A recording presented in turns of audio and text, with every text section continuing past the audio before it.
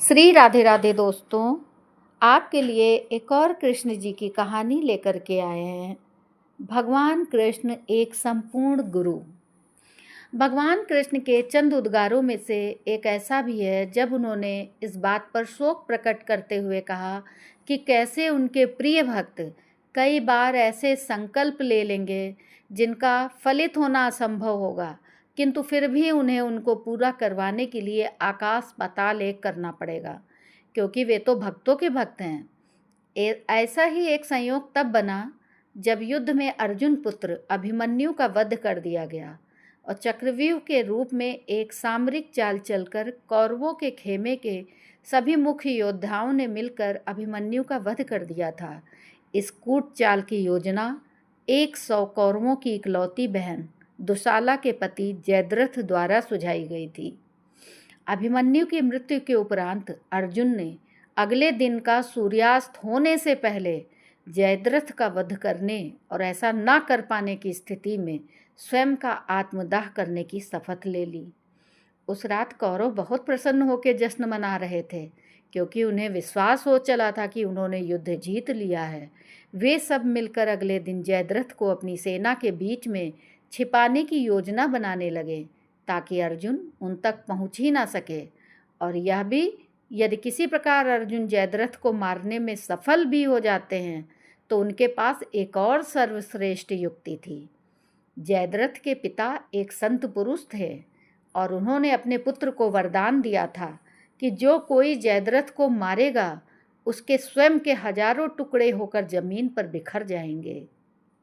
इसलिए कौरव आश्वस्त थे कि इधर अथवा उधर दोनों दशाओं में अर्जुन की मृत्यु निश्चित थी। इस प्रकार अगले दिन भी महाभारत का घमासान जारी रहा, जिसमें अर्जुन अपने तथा जयद्रथ के बीच में दीवार की तरह खड़े किए गए सैनिकों को मारकर जयद्रथ तक पहुंचने के लिए भरसक प्रयत्न कर रहे थे।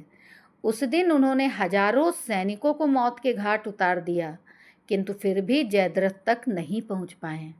जब संध्या की बेला निकट आ रही थी, तब भगवान श्री कृष्ण ने, जो हमेशा सत्य के ही पक्षधर थे, उन्होंने अपने सुदर्शन चक्र का उपयोग कर सूर्यदेव को कुछ देर के लिए छिपा दिया।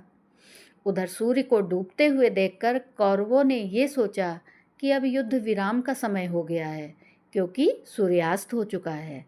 उत्सव मनाना आरंभ कर दिया। उस समय जयद्रथ भी अपने ठिकाने से बाहर निकल आया और प्रसन्न चित्त होकर अर्जुन के सामने खड़ा हो गया। उस समय भगवान कृष्ण ने अपना सुदर्शन चक्र वापस ले लिया, जिससे सूर्यदेव फिर से प्रकट हो गए। ये जानकर कि अभी सूर्यास्त नहीं हुआ था और उस दिन का युद्ध विराम नहीं हुआ था, जयद्रथ भयभीत होकर अपने शिविर की ओर वापस भागने लगा।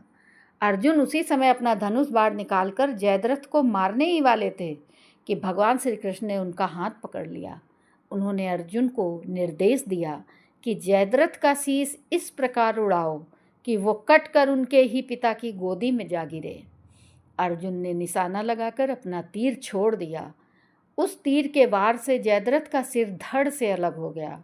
उस वार की शक्ति इतनी तीव्र थी कि उसका शीश उड़कर युद्ध भूमि से मीलों दूर जाकर ठीक उसके ही पिता वृद्धछत्र की गोद में गिरा। वृद्धछत्र ये देखकर विचलित हो गया और उस हड़बड़ी में उनकी प्रतिक्रिया के फलस्वरूप जयद्रथ का शीश जमीन पर गिर गया। क्योंकि जयद्रथ का शीश अपने पिता वृद्धछत्र ने ही भूमि पर गिराया था, उनके वरदान के अनुसार उन्हीं के शरीर के 1000 टुकड़े होकर बिखर गए। इस कहानी के अनुसार भगवान कृष्ण ने अर्जुन के गुरु की भूमिका निभाई। अर्जुन ने जिस लक्ष्य को लेकर शपथ ली थी, वो कार्य लगभग असंभव ही था।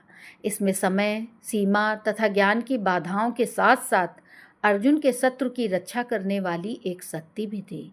किंतु भगवान कृष्ण ने एक गुरु के रूप में अर्जुन को उत्तम सलाह दी, जिसके परिणाम स्वरूप उन्होंने न केवल अर्जुन को निश्चित मृत्यु से बचाया, अपितु उनके द्वारा ली गई शपथ को भी पूर्ण कराया। हमारे जीवन में भी ये गुरु का ज्ञान और आशीर्वाद ही होता है जो हमें उन सब असंभव प्रतीत होने वाली दुर्गम परिस्थितियों से पार पाने में सहायता करता है। जो भाग्य हमारे सामने चुनौती के रूप में लाता रहता है। सुख और दुख जीवन रूपी सिक्के के दो पक्ष हैं जिनसे हम बच नहीं सकते, परंतु अपने गुरु अथवा अपने इष्ट जिनको हम मानते हैं उनकी कृपा से हम मार्ग में आने वाली रुकावटों से अधिक प्रभावित हुए बिना अपना जीवन अधिक संतुलित ढंग से जी सकते हैं। तो ऐसी ये है भगवान श्री कृष्ण जी के गुरु के रूप में कहानी।